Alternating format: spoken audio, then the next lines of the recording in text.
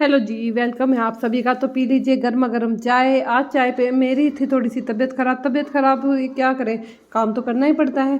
थोड़ा सा तबीयत को संभालते हुए गर्मा गर्म चाय की चुस्की लेते हुए मैंने कर दी थी गर्वित के लिए पनीर के पराठे की तैयारी, क्योंकि सबसे ज़्यादा आसान तरीका आज यही था स्कूल में भेजने का बच्चों को क्योंकि उस टाइम पे इतनी हालत थी नहीं उठते ही कि मैं कुछ सब्जी वगैरह बना लूँ। तो पनीर पड़ा हुआ था फ्रिज में, मैंने उठाया पनीर प्याज कसे और उसके साथ बना दिया मतलब गर्वित के लिए पराठे, क्योंकि गर्वित को जाना था पहले। गर्वित 7:30 बजे चला ही जाता है मोस्टली। फिर मैंने यहाँ पे बनाई 2 रोटियाँ, एक गौ माता की और फिर दूसरी कुत्ते की। उसके बाद मैंने भरा पनीर, गर्वित के 2 पराठे बनाए। लेके उसने एक ही जाना है, वो भी पिज्ज़ा स्लाइस में, क्योंकि आपने मेरे वैसे भी देखा होगा गर्वित का, जैसे मैं कई बार लंच देती हूँ तो बिल्कुल पिज्ज़ा वाली स्लाइस ही कटवा के लेके जाता है। अरे मम्मा पिज़्ज़ा वाली फीलिंग आती है। अरे भैया तू पिज़्ज़ा खा, तू स्कूल में भी पिज़्ज़ा खा, तू घर पे भी पिज़्ज़ा खा। तुझे पता नहीं, पिज़्ज़ा मोस्टली आपको पता ही है बच्चों के फेवरेट होते हैं।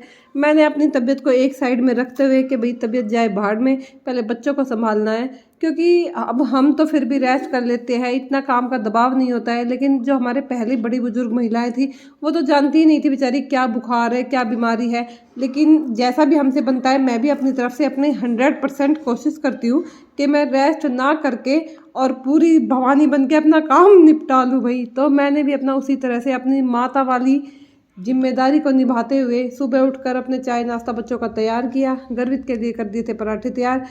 हस्बैंड कह रहे थे तू कुछ मत बना, मैं तो ऐसे ही दही के साथ मतलब पराठे वगैरह खा लूँगा। मैंने कहा नहीं, ऐसा कैसे काम चल सकता है जब मेरा मन कर रहा है। और मैंने करेले कल पहले ही दिन से धो के मतलब रखे हुए थे लस्सी वगैरह में भिगो के। वो मेरी सासू माँ ने मुझे तरीका बताया हुआ है कि करेलों को अगर पहले दिन लस्सी में भिगो के रख देते हैं काट पीट के, तो वो ना उनका कड़वापन ख़त्म हो जाता है। तो वो चीज़ मैंने पहले दिन से ही करके रखी थी। मैंने अपने थोड़े से करेले काट दिए थे पहले दिन, मेरे पास थोड़ा टाइम था, वैसे तो बुखार था लेकिन फिर भी यहाँ पर मैंने धीरे धीरे दिमाग में आ रहा था कि भाई मुझे वो करेले भी बनाने हैं। पराठे मेरे हो गए थे तैयार। मोस्टली पराठों को तैयार करते करते सिर में भी दर्द हो रहा था, मतलब जुकाम हो रहा था बहुत ज़्यादा। लेकिन क्या कर सकते हैं भाई, करना तो है ही, जो काम है वो तो अपना।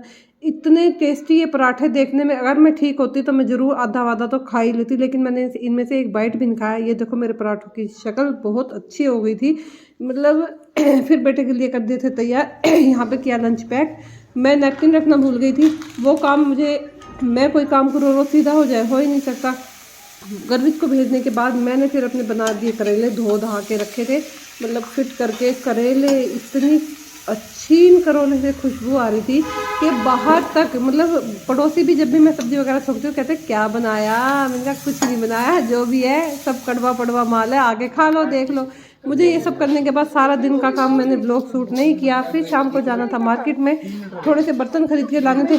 लेकिन आज इन बर्तनों के चक्कर में जो मेरी बेइज्जती हुई है मैं क्या ही बताऊं। मैंने पहले तो जी भर के की शॉपिंग, 1.5-2 घंटा खूब लगा दिया, वहाँ पर ही हो गया अंधेरा। हमें बाकी की शॉपिंग जो करनी थी वो कैंसिल ही करनी पड़ी। यहाँ पर इंद्र देवता ने दिखा दिए अपने रंग, हमें दिखा दी हमारी औकात। मतलब इतना इतना पानी, जहाँ से हम गए हुए थे घुटने तक का पानी मार्केट में। गाड़ी हमारी खड़ी हुई थी पार्किंग में, वहाँ से हमें ई रिक्शा लेकर तब बाहर आना पड़ा मेन रोड पे। बर्तनों का भर गया था कट्टा भैया। मैंने तो अपने दिल लगा के शॉपिंग की। मैंने कहा देखा जाएगा जो होएगा, बारिश है भीगेंगे वो तो बात की बात है, पहले शॉपिंग तो कर लो जी भर के। अब आ ही गई हूँ तो पैसे भी खर्च हुए। आप क्या कहूँ मैं आपको, हम खो ही गए थे पानीपत में। मतलब ऐसी जगह पे हम चले गए कि हम 3 किलोमीटर के अराउंड पैदल चले भैया, पता ही नहीं लगा कहाँ गुम गए, क्योंकि अंधेरा था, बारिश थी, हम चले ही जा रहे थे। भला हो ई रिक्शा वाले भैया का, उन्होंने हमें हमारी पार्किंग तक पहुंचा दिया। वो हमें टाइम पे मिल गए और हमें हमारी पार्किंग तक पहुंचा दिया, वरना आज तो इतने पैदल चल गए थे